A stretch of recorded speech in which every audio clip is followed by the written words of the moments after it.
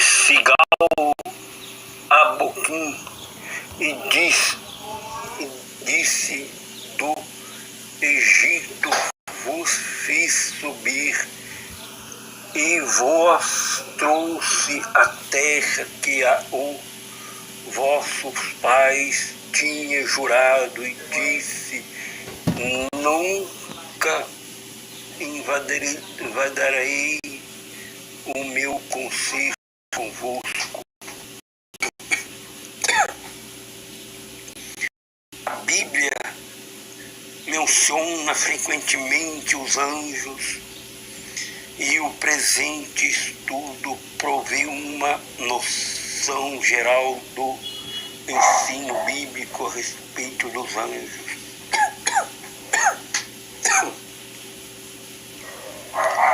Os anjos, a palavra anjo, market, anglos, significa mensageiro.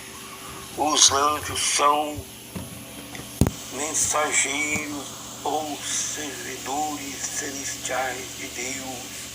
Hebreus 11, 1, 13, 14, criados por Deus antes de existir a terra. João 18, 4, 7, Salmo 148, 2, 5, Gálatas 1, 16. A Bíblia fala em anjos bons, anjos maus, embora resalte que todos os anjos foram originalmente criados bons e santos. Gênesis 1:31. Tendo livre-arbítrio, numerosos anjos participaram da rebelião de Satanás. Ezequiel 28, 12, 17. Segundo Pedro 2:4, Judas 6, Apocalipse 2:9, ver Mateus 4:10. Nota aí. Abandonaram o seu estado original de graça como servos de Deus, e assim perderam o direito da sua posição celestial. Vê o estudo Poder sobre Satanás e os Demônios.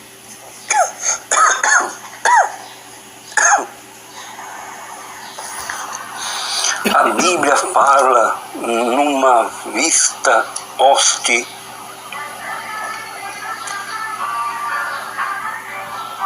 de anjos bons. 1 Reis 22, 19, Salmo 68, 17, 148, 2, Daniel 7, 9, 10, Apocalipse 5, 11.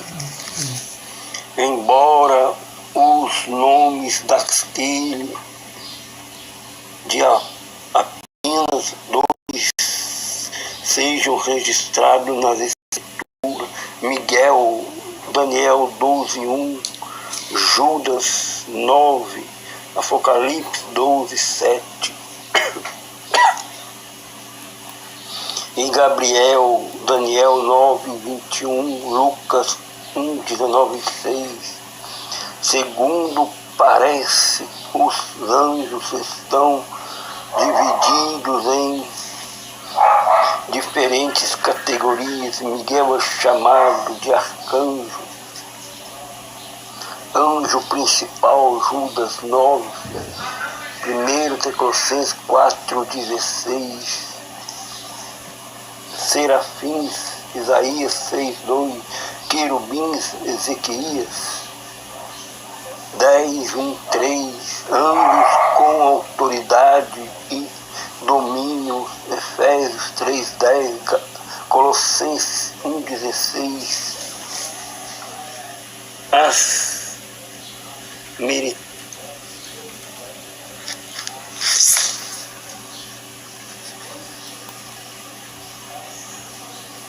diretrizes diferentes categorias. Miguel chamado anjo, chamado de arcanjo, o anjo principal, Judas 9:9, 1 Tessalonicenses 4:16a.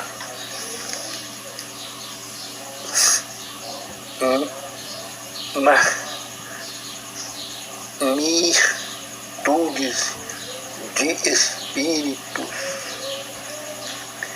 ministradores evangelicais, Hebreus 1:13-14, Apocalipse 5:11. Como seres espirituais, os anjos bons louvam a Deus. Hebreus 1:16, 1:6, Apocalipse 5:11, 7:11. Cumpre a sua vontade no 22:22, Salmo 103:20. Vem a sua face, Mateus 18:10. Estão em submissão a Cristo. 1 Pedro 3:22. São superiores aos seres humanos. Hebreus 2:6-7. E habito no céu. Marcos 3:32. Gálatas 1:8. Não se casam, Mateus 22:30. Nunca morreram, Lucas 20:34-36. E não devem ser adorados, Gálatas 2:18. Apocalipse 19:9-10.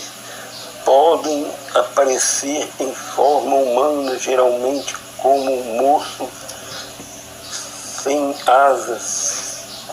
Gênesis 18:2-16-19:1. Hebreus 13:2.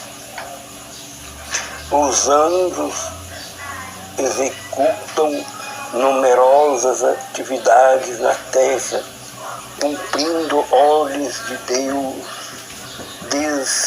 Desempenham uma elevada missão ao revelarem a lei de Deus a Moisés. Atos 7:38, Gálatas 3:19, Hebreus 2:2.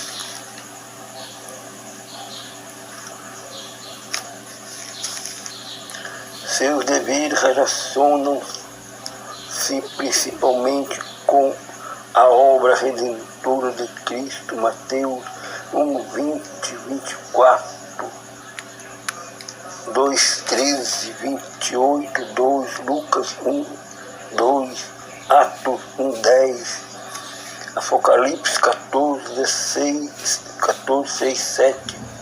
Regozijam-se por um só pecador que se arrepende. Lucas 15:10. Servem em prol do povo de Deus. Daniel 3:25, 6:22, Mateus 18:10, Hebreus 1:14. Observam o comportamento da congregação dos cristãos. 1 Coríntios 11:10, Efésios 3:10, 1 Timóteo 5:21. São portadores de mensagens de Deus. Zacarias 1:14-17, Atos 10:1-8, 27:23-34. Trazem respostas às orações. Daniel 9:21-23, Atos 10:4. Às vezes ajudam a interpretações e visões proféticas. Daniel 7:15-16.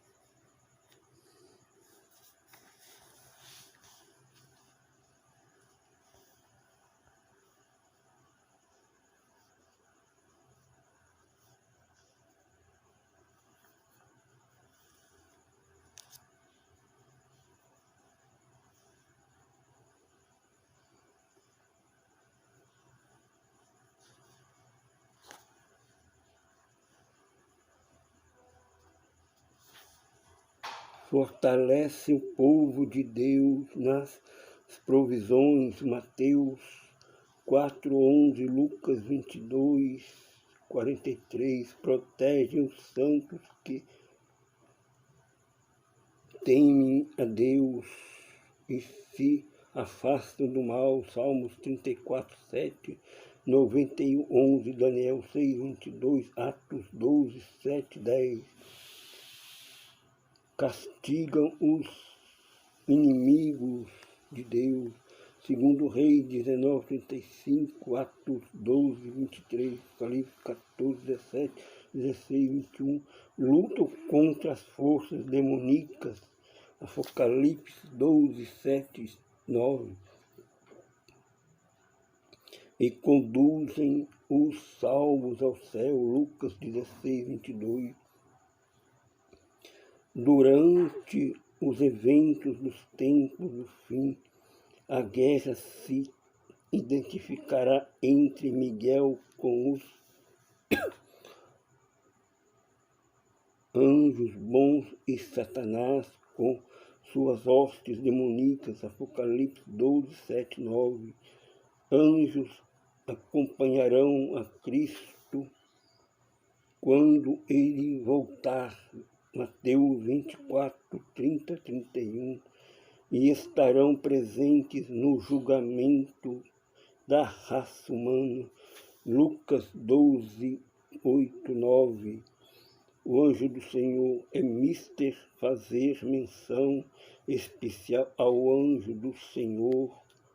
Às vezes o anjo de Deus, um anjo incomparável, que aparece no Antigo e no Novo Testamento. Seu primeiro aparecimento foi Agar no deserto, Gênesis 16:7. Outros aparecimentos incluíram pessoas como Abraão, Gênesis 22:11-15, Jacó, Gênesis 31:11-13, Moisés, Êxodo 3:2, e todos os israelitas durante o Êxodo 14:19, e mais tarde em Boquim, Juízes 2:1-4, Balaão, Num 22:22-36, Josué, Juízes 5:13-15, onde o príncipe dos exércitos do Senhor é mais provavelmente o anjo do Senhor. Gideão, Juízes 6:11, Davi, 1 Crônicas 21:16, Elias, 2 Reis 1:3-4, Daniel 6:22 e José, Mateus 1:22-13. O anjo do Senhor realizou várias tarefas semelhantes às dos anjos em geral. Às vezes, simplesmente trazia mensagens do Senhor ao seu povo.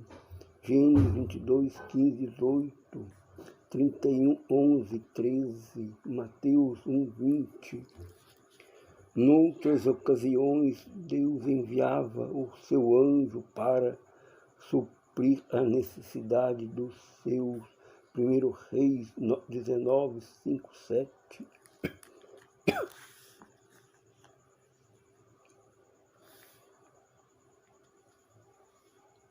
Para protegê-los do perigo. Êxodo 14:19-23-20. Daniel 6:22. E ocasionalmente destruir os seus inimigos. Êxodo 23:33, 2 Reis 19:34-35, Isaías 63:9. Quando ao próprio povo de Deus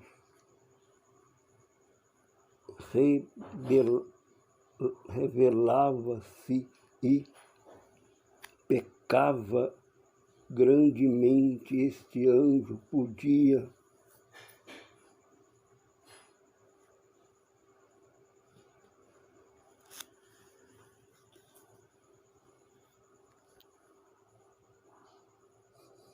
ser usado para destruí-los, segundo Samuel 24, 16, 17.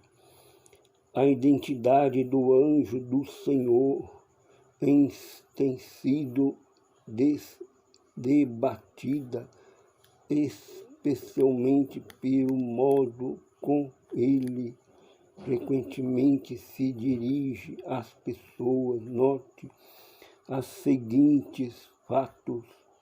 Em 2:1, o anjo do Senhor disse do Egito: eu vos fiz subir e eu vos trouxe a terra que os vossos pais e eu tinha jurado, e disse: eu nunca invadirei o meu concerto convosco.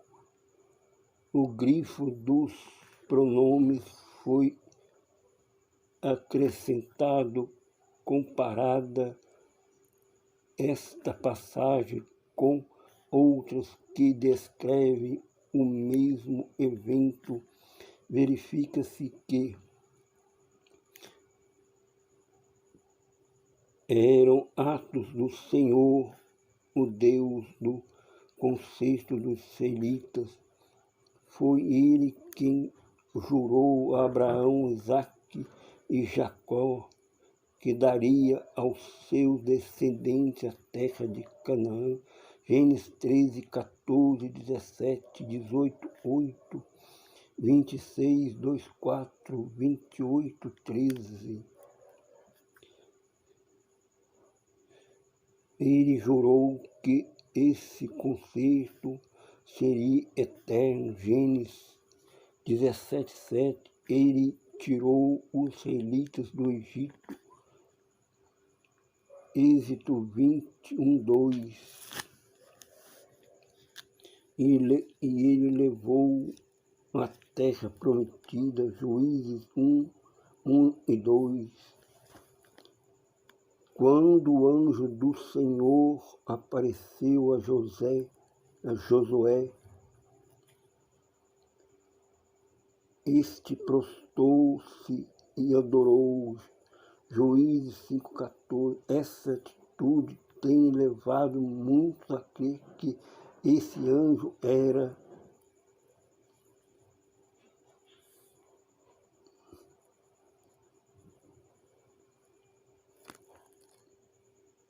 uma manifestação do próprio Senhor Deus. Do contrário, o anjo teria proibido Josué de adorá-lo. Apocalipse 19, 10, 22, 8, 9.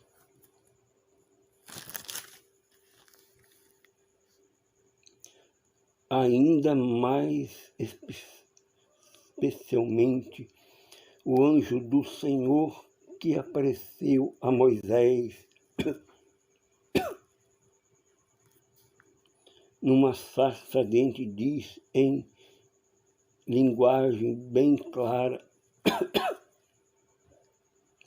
eu sou o Deus do teu pai, o Deus de Abraão, o Deus de Isaque e o Deus de Jacó. Êxodo 3:6, ver Gênesis 16:7, nota Êxodo 3:2. Porque o anjo do Senhor está tão estreitamente identificado com o próprio Senhor e porque ele apareceu em forma humana, alguns consideram que ele era uma aparição de Cristo eterno, a segunda pessoa da Trindade, antes de nascer da Virgem Maria.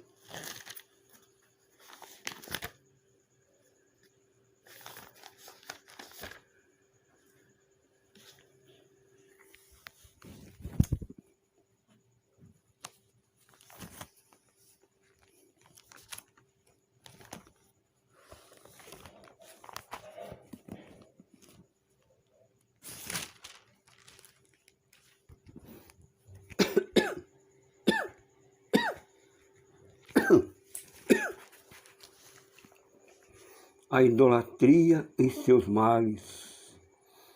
Não temais, vós tendes cometido todo este mal, porém não vos desvieis de seguir ao Senhor, mas servir ao Senhor com todo o vosso coração, e não vos desvieis, pois seguireis as vaidades que nada aproveitam, e tampouco vos livrarão, porque vaidades são.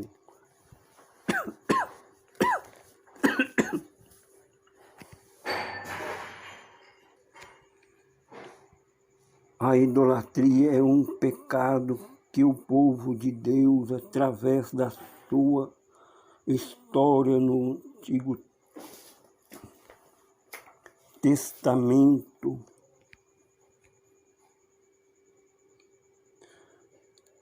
cometia repetidamente. O primeiro caso registrado ocorreu na família de Jacó, Israel, pouco antes de chegar a Betel. Jacó ordenou a remoção de imagens de deuses estranhos, Gênesis 35, 1-4. O primeiro caso registrado na Bíblia em que Israel, de modo global, envolveu-se com idolatria foi na adoração de bezerro de ouro, enquanto Moisés estava no Monte Sinai, Êxodo 32, 1-6, durante o período dos juízes. O povo de Deus frequentemente se voltava para os ídolos, embora não haja evidência de idolatria nos tempos de Saul ou de Davi. O final do reinado de Salomão foi marcado por frequente idolatria em Israel. 1 Reis 11:1-10. Na história do reino dividido, todos os reis do reino do norte, Israel, foram idolatrias, bem como muitos dos reis do rei do sul, Judá. Somente depois do Egito é que cessou o culto, a idolatria entre os judeus.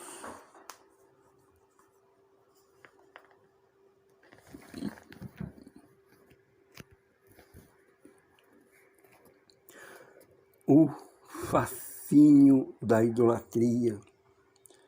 Por que a idolatria é tão frequentemente aos israelitas? Há vários fatores implícitos. As nações pagãs que circundavam Israel criaram que a adoração a vários deuses era superior à adoração a um único Deus. Noutras palavras, quando mais Deus, melhor. O povo de Deus sofria a influência destas nações e constantemente imitava-os, ao invés de obedecer ao mandamento de Deus no sentido de se manter santo e separado delas.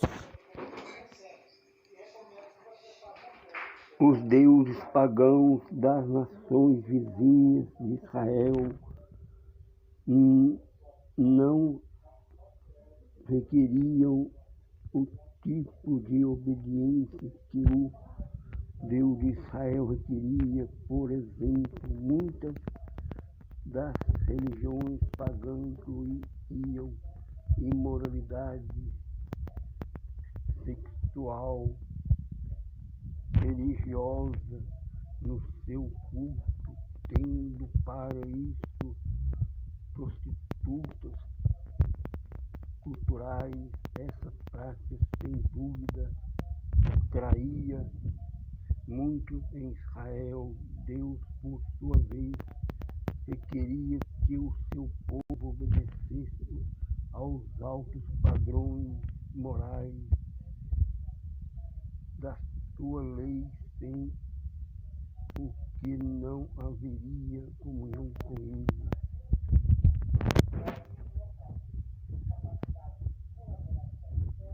Por causa do elemento demoníaco da idolatria, ver a próxima sessão, elas às vezes oferecia em bases limitadas benefícios materiais, físicos, temporários. Os deuses da prosperidade prometiam o nascimento de filhos, o Deus do tempo, o sol, a lua, a chuva, etc. prometiam as condições apropriadas para colheitas abundantes, e os deuses da guerra prometiam proteção dos inimigos e vitória nas batalhas. A promessa de tais benefícios fascinava os israelitas. Daí muitos se dispunham a servir aos ídolos. A natureza real da idolatria não se pode compreender a atração que exercia a idolatria sobre o povo, ao menos que compreendemos sua verdadeira natureza. A Bíblia deixa claro que o ídolo em si nada é. Jeremias 2:11, 16, 20. O ídolo é meramente um pedaço de madeira ou de pedra esculpido por mãos humanas que nenhum poder tem em si mesmo. Samuel chama os ídolos de vaidades. 12:21, Paulo declara expressamente: sabemos que o ídolo nada é no mundo. 1 Coríntios 8:4, 10, 19 e 20. Por essa razão, os salmistas, Salmos 115, 4:8, 135, 15, 18, os profetas, 1 Reis 18, 27, Isaías 44, 9, 20, 46, 1, 7, Jeremias 10, 3, 5, frequentemente zombavam dos ídolos. Por detrás